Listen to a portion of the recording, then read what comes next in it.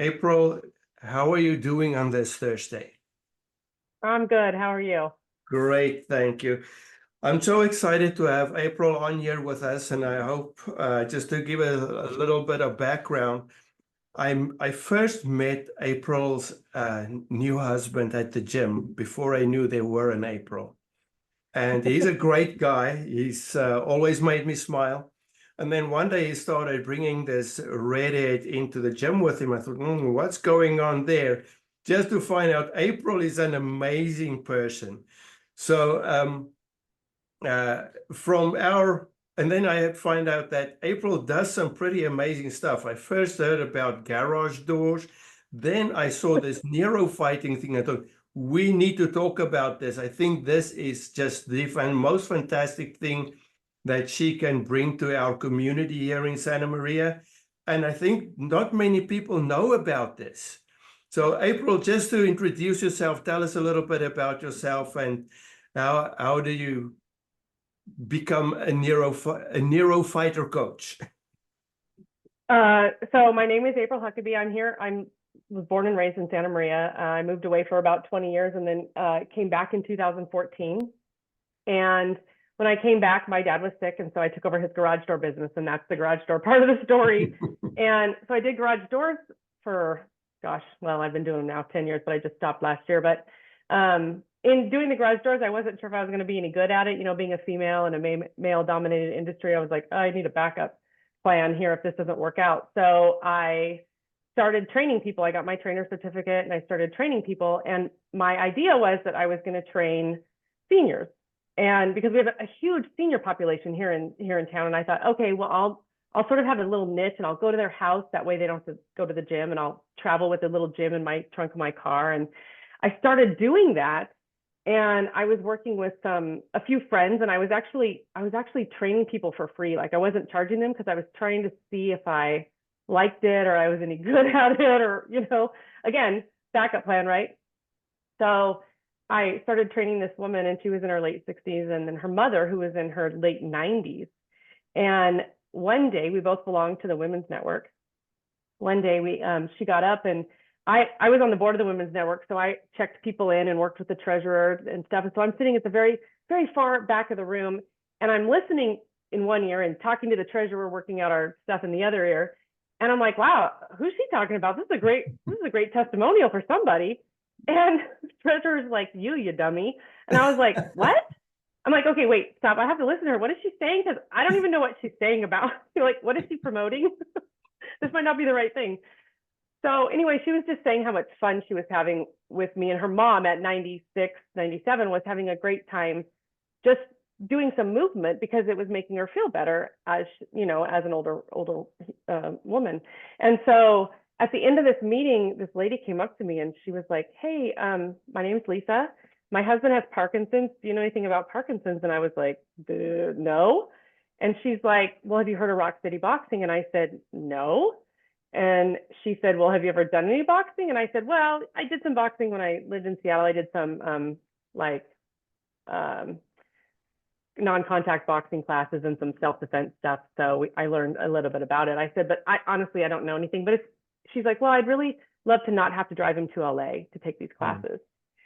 And I said, well, I'll tell you what, give me your phone number. Let me look into it. I'll see what I can figure out. If I can help your husband, I absolutely will. If I can't, I'll let you know, and I'll help you find somebody who can. Well, long story short, I went home that night and spent probably a good 3 hours on the computer, just down a rabbit hole of Parkinson's, boxing, exercise therapy. I don't know how my kids ate dinner. I don't know how they went to bed. I don't know any of that. Things just happened. I texted this Lisa, and I was like, Lisa, I will figure out a way to help your husband because this is amazing, and clearly we need to figure this out, right? So I met with Ed. His name was Ed. I met with Ed, and I made a couple phone calls to see how I could get some more training, because at that point I'd only had my personal trainer certificate, which, it encompasses a lot of training, but it's not specific to things like Parkinson's or neurological conditions or anything like that. So I made a couple phone calls. I called the closest class, which she was not wrong. It was LA, Agora Hills, 2.5 hours from here. And I said, hey, can I come down and just watch one of your classes and maybe just help, just so I can get some hands-on. And they're like, yeah, come in a couple weeks or whatever. So I got on the waiting list for Rock City Boxing to be trained, and the waiting list was 18 months long. Oh, wow. And at this point, I was like, well, I'll just figure out what I can do to help him in the meantime. I'll get trained and we'll figure it out as we go. You know, I don't technically need the boxing training to exercise this gentleman, you know. So as luck would have it, they had an opening. They called me, Rock City Boxing called me. They're like, we have an opening in October. Do you want it? And this was June. I said, yeah, I'll take it. And I'd already been working with Ed since April and already saw a huge difference in him. Okay. And seeing the difference in him over the course of 3 months, I was like, we have to do this. This has to be a thing. So I talked to him and I was like, you have to tell people you have Parkinson's. You have to tell them that exercise is helping. And I said, you have to get used to this idea and wrap your head around it, you know, because he wasn't quite ready for that yet. I said, because I need your help.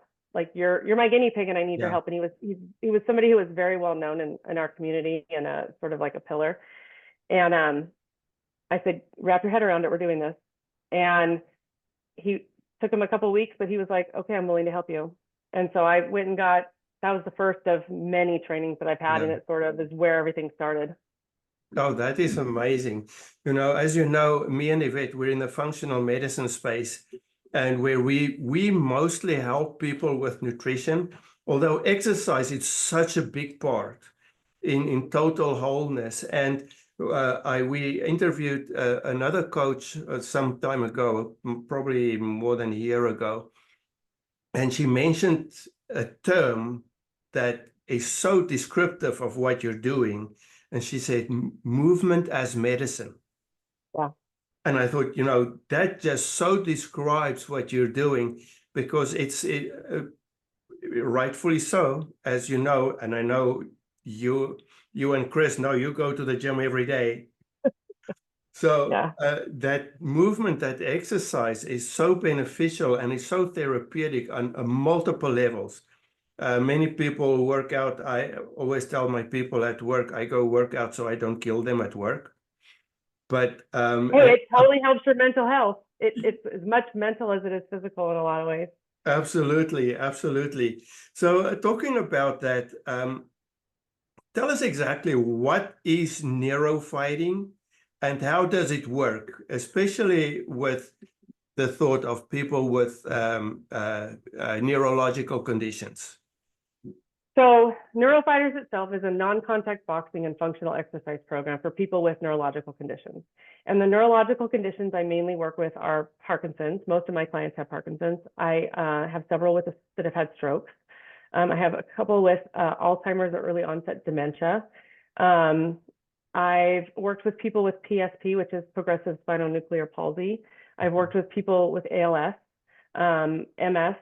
I have 2 spinal cord injuries currently. They're sort of experiments that I've been working with, but they both have done amazing. The one gal has cauda equina, and you know, she came in on this gigantic walker, and now she walks without anything, and she can walk 2 miles without any assistive devices, and she's totally dedicated to keeping herself healthy, while even though she can't feel certain parts of her extremities.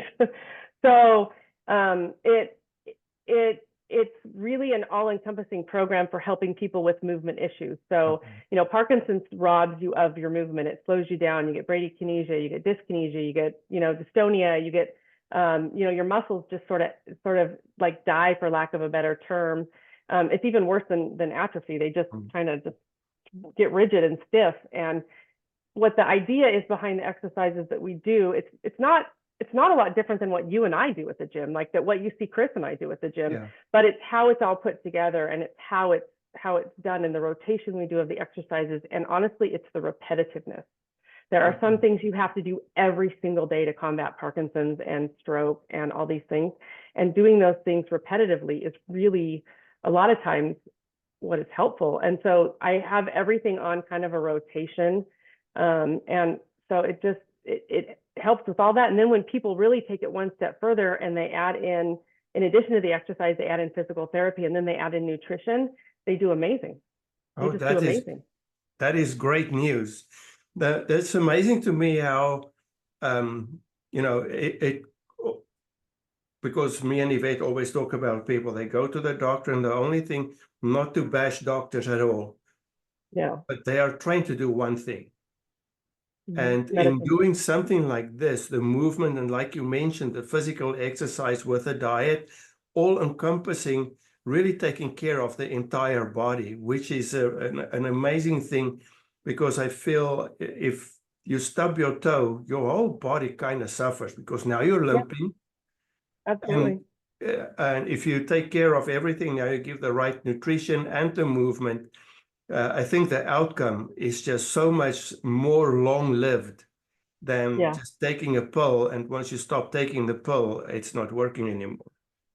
Well, meds for let's talk about Parkinson's. Meds for Parkinson's are critical. Yeah. I have a lot of people that have been able to delay meds because they started exercise the minute they were diagnosed. But the carbidopa levodopa that you get when you have Parkinson's is critical because it helps so many things. It replaces some of that. It's synthetic dopamine, but it replaces some of that dopamine that's lost. And the exercise just enhances that. So, while doctors oftentimes do just say, oh, here, take this pill, it'll help. And they don't always recommend diet and nutrition. Exercise and nutrition. There is so many more doctors now that are, especially in the neuro world. I'm fortunate enough to have connected with a lot of the doctors in the area, and a lot of them know about me. And so they will refer a patient in when they feel it's right for this person to come in and do exercise, and when my program is right for them. And so I'm hoping that this is a trend that we see as, there's more and more research coming out to how much motion is lotion and exercise is medicine and all that kind of stuff, because food and exercise are so important. Our American diet is just, that's a rabbit hole. I don't know if we want to go down. That's a different Zoom call. If anybody listens to me and Yvette that's on here, we go down that rabbit hole, but now is not the time. You'll hear us ranting about that all the time. Yeah. I actually got my nutrition certificate last year because I talk to it a lot. Like, I talk to a lot of nutrition, and they recommend the Mediterranean diet and the MIND diet for neurological issues, especially Parkinson's. And I talked to it, and I wanted the credential behind me. I was like, I want people to not think that I'm just saying stuff because I know. I want people to know that I actually did get a certificate in this and study it. And so it's like I try and talk to everybody about it and be like, yeah, by the way, I do know a little about this. So great. One of my questions were what type of neurological issues that you see, but you already touched on that. Yeah. One thing that I want to ask you though is, because something that me and Yvette notice in our pharmacy practice all the time is that because we focus specifically on metabolic disorders, and the ages of the people are getting younger. I remember just finishing pharmacy school, people who had something simple like diabetes, they were old people. Yeah. And now we have teenagers with diabetes, teenagers with full-blown metabolic syndrome. They've got all of the 5 symptoms blow them out of the park because of that. So I was wondering, is that something that you see as well with neurologic disorders that you work with? Yes and no. So the people that are on the younger end of my class I've got a gal who's 37. She's the one with the spinal cord injury. I have 2 with Huntington's disease actually in my class, and they're in their 40s, but that's that's a genetic. You can't really say that's sort of in your genes. That's handed down. But yes, so overall, I'm not seeing a ton of younger people necessarily. I do have people in their 50s and 60s, in class that have Parkinson's and strokes. I also have people I just signed a guy up who's 90. So I've got 3 who are 90 actually. So I have a very sort of wide range, but overall in the Parkinson's community and the neurological world, people are getting diagnosed younger and younger. You'll find all these people, if you follow anybody on social media, you can type in Parkinson's young onset, and there's just a bevy of people that are young onset, and there's more and more. You've got celebrities that are coming down with these neurological issues at a younger age, and they're actually putting it out there for advocacy, which is great. Michael J. Fox, when he was diagnosed with Parkinson's at 29, 30 years ago, that was exceedingly rare. That was so rare. You just didn't hear of anybody that young ever of getting Parkinson's. Yeah. And now, it used to be if you were 60 and diagnosed, that was normal. But now it's really not the case. I'm not seeing it as much here in Santa Maria. I do get phone calls about people in their 40s that get diagnosed with stuff or that have had strokes, but a lot of them feel like they're too young to jump into a class with a bunch. My average age is about 75. Oh, yeah. Yeah, I mean, they're really fun. I have a lot of fun people. My class, even though they're a little older, they're a hoot. They're so much fun. But the average age is a little older than a typical 40-year-old, Yeah, for sure. But well, everybody's not me, but I love old people. I do too. Oh my gosh, love old people. They're my favorite. Yeah, they're just the best. Absolutely. And some of them, if you just spend a little bit of time, I always tell people you have to remember God gave you one mouth and two ears. For a reason. Talk less and listen more. And especially when it comes to older people, listen, you might actually learn something. Some of them are really interesting. Oh, and they got great stories. Like I have one guy, he's 90. He used to work at the Mother's Cookie Factory making the little circus animal cookies and stuff. I'm like, wow.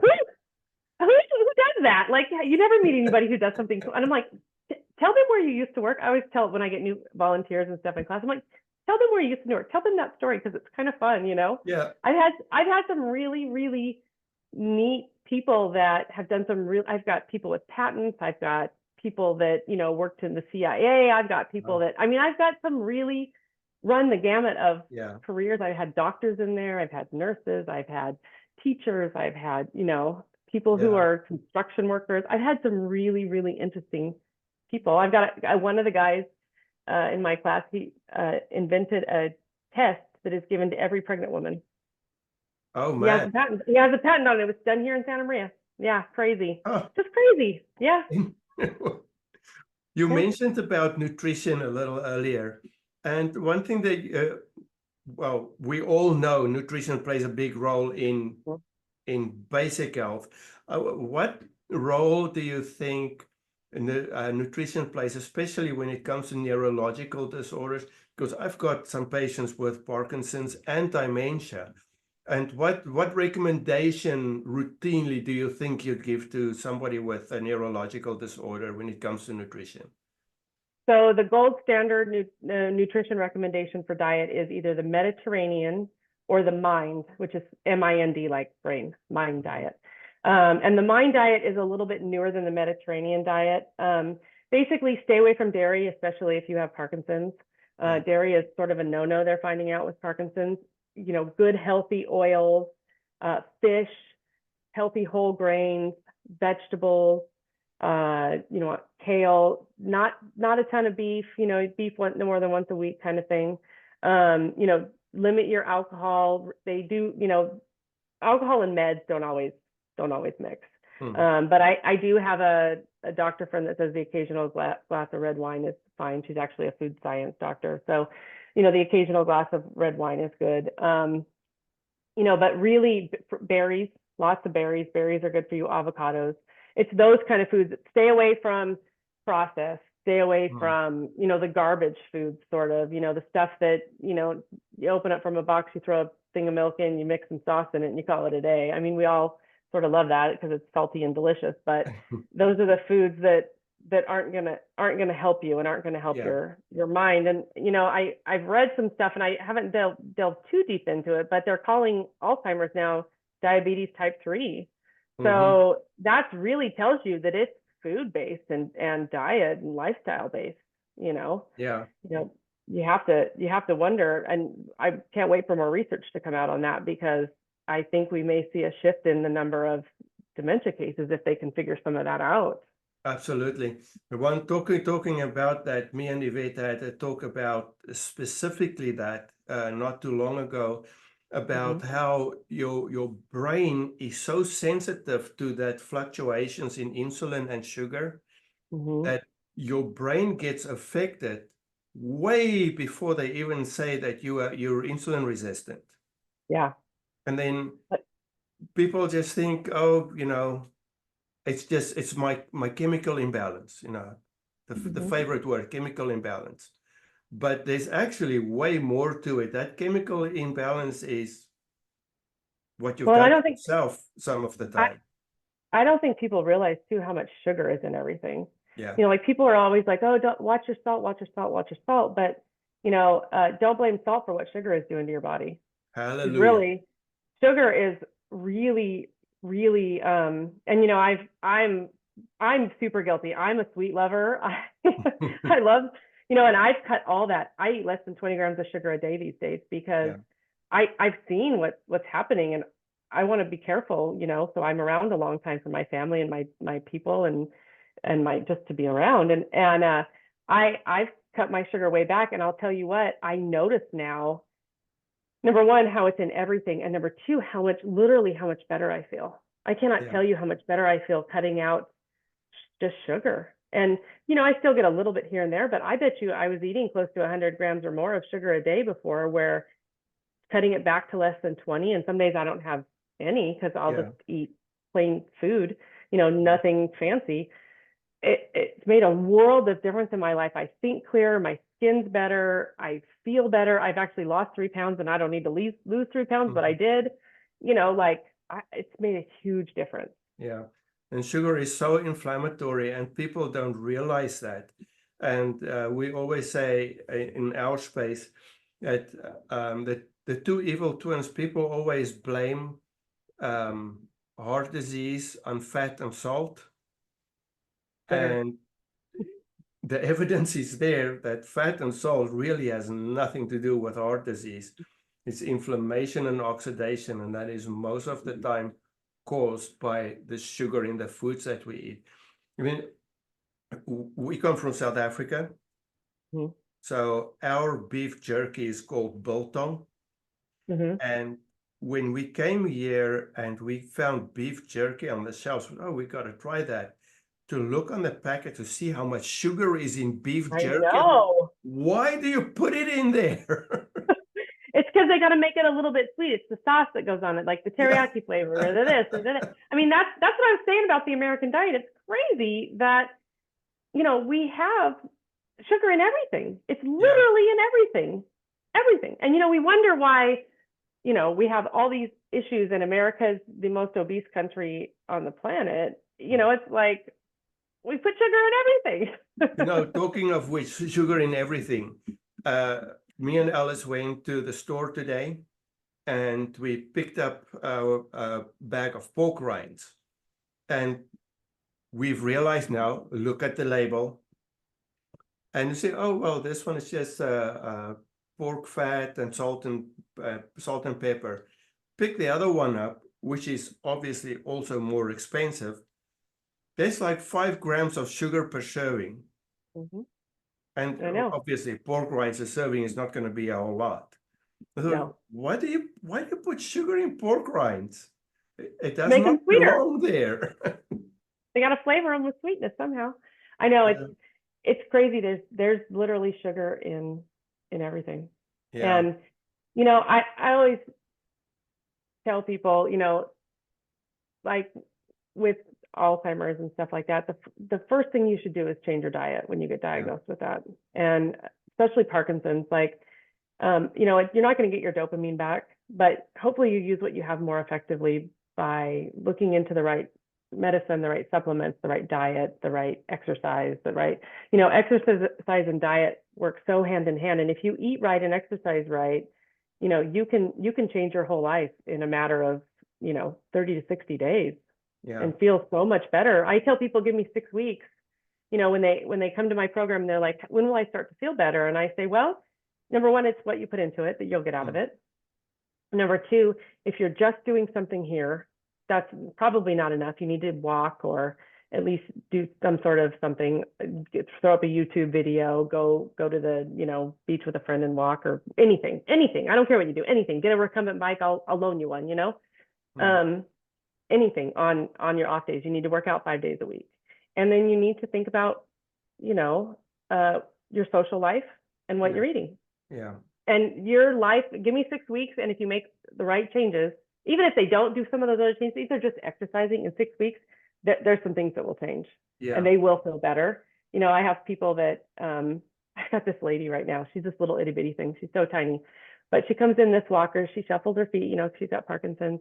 And I told her, I go, you're not allowed to use that walker anymore. I'm not going to let you. And she was like, huh? Her eyes got really big.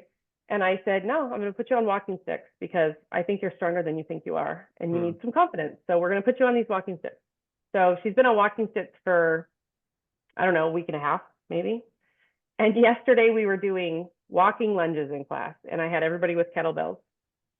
And I gave her 2 4-pound kettlebells, one in each hand, right? Figure that's a grocery bag. A light grocery bag would be 4 pounds. And I told her, you have to walk from cone to cone. Would you know, she carried these kettlebells, didn't even need any help. Nobody even spotted her. She walked from cone to cone about 6 times. And I said, you're holding out on me. Like, and she's only been in class about 2 months. And oh my. like, that's amazing. That was such an improvement for somebody who came in with a walker. She still comes in and goes out with a walker. Oh, but she can, but I tell her, but she says she's doing less at home with the walker. So, she still doesn't want to cross the parking lot with the walker. So I'm easing her in slowly. Yeah. But that just proved to me yesterday that she can do a whole lot more than she thinks she can, So like, I'm going to probably give her the walking sticks and say, I want you to take these home. And tomorrow when you come back to class, I want you to walk in with them. You have a caregiver, let her walk next to you, but walk in with the walking sticks and leave your walker in the car. Yeah. You can do it. You can do it. Man. She's so much stronger than she realizes. It's so funny. When when people it just happens. Like the more they come and the more they do, it just happens. And all of a sudden they're like, oh, what? Yeah.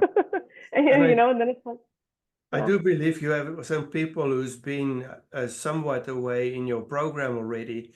And I think if you're going to talk to them and they look back at where they were when they just started with you, some of them would not believe that this is how far they got already. I always say, the only reason to look back is to see how far you've gone.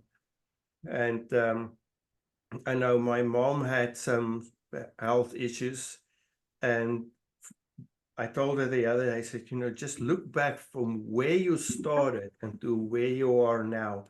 It's just such a difference. Now, we're human. We can always find something to complain about. Believe me, I find a lot every day, but I choose not to. Yeah, I try, it's funny. I try and take pictures and video when I can. A lot of times I'm busy teaching class, so I can't always do that, but I like to take video and pictures when I can. And if somebody says, oh, I don't remember, and I'll be like, I might have a video of that, and I'll look back and I'll be like, this is you on the video. Look at that. Look at what you were doing, and now look at how far you've come. We could spend all day telling stories of success after success after success, because people want to feel better. I think genuinely as humans, we want to feel better, and we don't want something like Parkinson's or the effects of a stroke or something like that to affect our life so greatly that we can't continue to enjoy ourselves. We want to live the fullest life we can. People want to get up and down on the floor with their grandkids, and they want to be able to go to the park and walk with their friends, and they want to be able to not trip over a curb when they are walking down the street. I think genuinely we do want to live full, active lives. And so when somebody joins a program like mine, they find that it does enhance things. They make friends. They have a good time. I mean, if you came to my class, you should come one day. We should just do a live video. Yeah.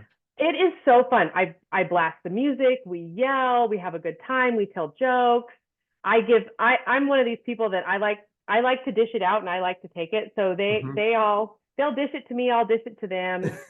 we have so much fun in that class. I mean, I have a guy that he walks in every day, totally stoic, no smile on his face, nothing. My whole goal in life is to get that guy to smile. And I do every single class because I have such a great time with these people, and I have such a great time coaching them and helping them, and they have fun while doing it. So it makes it a whole fun environment, And I think that's what we want from life. And if we have to do something like this because of our condition or whatever, we want it to be fun, you know? Absolutely. April, just one quick question, because we've got people all over the country listening to us right now, and Mhm. even some people in other countries. So one question, do you have online classes as well? Do you offer that, or is it just in person? So I do have an online class. So I teach 9 classes a week. Hmm. 6 of them are at our local hospital here, Monday, Wednesday, Friday, at our local hospital here, and then 3 of them are what I call a hybrid class. So there's an online portion to that class. So Okay. it's online and in person at the same time. So I have about 10 people in the room. I actually coach to the online people. So I have this in my gym. I have this huge TV set up with a computer with a camera, kind of like what we have now, and I actually coach to the class that's online, and the people in the room just follow me. And that's 3 days a week. I do Monday, Wednesday, Friday. It's an hour-long class. It's taught live, so I'm not pre-recorded. Yeah. It's kind of like the April show. I tell stories. We talk to people in the room. We exercise. It's about a 15-minute warm-up, which is a consistent warm-up. We do the same warm-up every class because with Parkinson's, like I said, a lot of repetition is what's important. And we do things like getting our feet off the ground and weight shifting and getting our arms up over our head, because all those things are important, but I don't necessarily always want to incorporate them in class because they're something we have to do very, very routinely and consistently. Yeah. So we do about a 15-minute warm up. I would say about 40 minutes of like meat of the class. So 40 minutes of the class is different every single class. So some days we box. If they're online, they shadow box unless they have a boxing bag at their house. We do functional exercises. Some days are posture classes, some days are balance classes, some days are chair classes, some days are abs, some days are legs. It's different all the time. I never run the same class twice. Okay. And even if we do boxing 3 days in a row, I change up the exercises in between the boxing. The boxing is sort of standard. There's only so many punches you can do. And then we do a cool down. We do some stretching at the end of every class. And you're there for an hour, and I get you in and out, hour to hour, and then you're good to go. And that's your day. And so I only have about 5 right now in my online class. It sort of ebbs and flows. Yeah. Sometimes I have 10, sometimes I have 2, sometimes but I have about 5 regulars right now. Yeah. So I welcome people to contact me if they're in another area. Online live classes are they're out there, but they're not always condition specific. Yeah. And so they're harder to find sometimes. But I tell people, contact me. I'd love to work with you if you're homebound, or if you just don't want to go to a group environment, and that's fine. Not every group classes aren't for everybody. Yeah, true. Well, April, this was amazing. I will love watching your Neurofighter videos on Facebook. Yeah. It's just amazing for me to see the work that you're doing. I think it is such a value. And I think anybody who has, like you say, especially with Parkinson's, because I know what that exercise that you're offering can do to people, they really need to get in contact with you and get in a class in person or online, however they can get a hold of you, get to talk to you in order to get to know more and get better. Yeah, people can find me. I'm all over social media. I'm on Facebook and Instagram. It's Neurofighters Inc. INC. I don't care if you give out my email or my phone number. It doesn't matter. You can put that on there. But if people want to see what I do, the website is neurofighters.org. And then Neurofighters on Facebook and Instagram. They can go on there and look at the videos I posted, look at the information I posted. I try and do informational posts. I've sort of fallen off the wagon as of the last couple of weeks, but I do a lot of informational posts and try and get information out about like what to look for, if you've got stuff going on, and what if it could be Parkinson's and that kind of stuff. And so I try and keep information going, and talk about nutrition and talk about that kind of stuff. So I've got lots of stuff out there if people want to just look me up, and then they can always send me a message. All the messages go to my phone, so I see them usually within a couple hours. Okay. That's great. That is awesome. Well, I'm gonna make this recording, and I'm gonna send this to my private group for our nutritional people as well, because I'm sure everybody needs to hear what you had to say, and that there is benefit in these exercises. And I've seen you in action, guys, and I think if you if you want to get a good workout, April is a way to go. She'll give you a run for your money. And don't throw Chris away. I don't want to go head to head when he's lifting weights. Man, Oh. he posted some videos and I go, "Whew, I don't think I'll get there, especially not soon." Me either. It's so funny. He'll pick up a 40 and I'm like, I can do half of him. I'll pick up a 20. Yeah, I'll I'm not go even with gonna, that. Yeah, I'm half. not even gonna try. I'll pick up half of what he did. Thank you very much. Strong. Yeah. Well, April, thank you so much. And this was a blast. I really enjoyed having you on here. Yeah. And Thanks for having me. really good luck and with what you're doing. I think it's an amazing work. And like I say, I think it is something that is so needed. And Yeah. I hope that this brings the word out, because I thoroughly believe that there's such a benefit for a lot of people. And I think there's a lot of people who don't know about these type of exercises that they can do, especially when it comes to Parkinson's and dementia. Yeah. So a lot of people have programs in their area they just don't know about. Rock City Boxing is a worldwide, well, they're based out of Indianapolis, but they're a worldwide affiliate program. So they have organizations all over that are their affiliates. So if somebody is wanting an in-person class in their area, Neurofighters and Neuroboxing and Dopamine, a few of the others are usually just sort of in their location, but Rock City Boxing is one that's sort of all over. They have last I checked was about 1,000 locations worldwide, their affiliates. So people can just go online and type in Parkinson's specific exercise. The other one that is really, really great is Power Moves. It's PWR, it stands for Parkinson's Wellness Recovery. And it's PWR Moves, MOVES. And they have a lot of stuff, and they also do some live classes. They're an amazing program. They're one of the gold standards for Parkinson's. I'm actually a Power Move certified trainer, but they're great. So those are places people can look, or they can reach out to me and I'll help them. Okay, great. Well, again, thank you for being on here. And this is great information. And well, I'm pretty sure I'll see you again. Yes.